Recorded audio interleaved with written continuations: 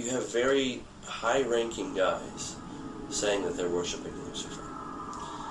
And it's not just, what we might think of as kind of simple Satanism, right? Where they go and they sort of worship Satan. I mean, that's all bad, right? But it's not very classy. They've had this secret society for a very long time. They're very focused. They're well-to-do. They've got a purpose. And they're very patient. They've been working on this for a long time. And of course, everybody at the lower levels doesn't really know what's going on. Even the guys that know everything, so to speak, are still in the dark because Satan hasn't told them his true intentions, which is he doesn't care for anybody except himself.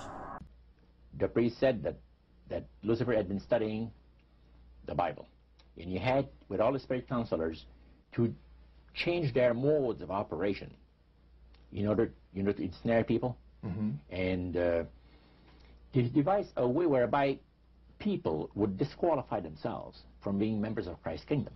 And by the time the council came to a close, they had 3 major policies that were going to be followed.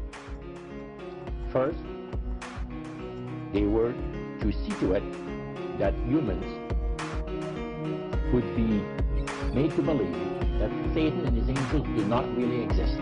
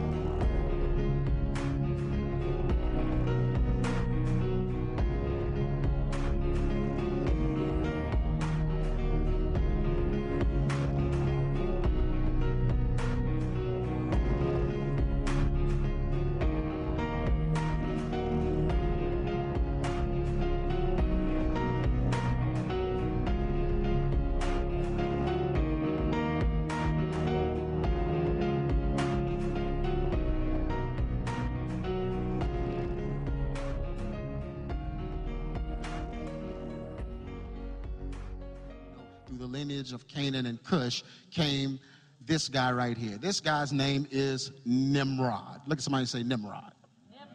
Nimrod. Who was Nimrod? Genesis 10:8 says, and Cush begat Nimrod. He began to be a mighty one in the earth. He was a mighty hunter before the Lord. Wherefore it is said, even as Nimrod, the mighty hunter before the Lord, and the beginning of his kingdom was what? Babel. This is where we get Babel, Babylon, Babylonian, and the tower of what? Babel. Mighty before the Lord means against the Lord.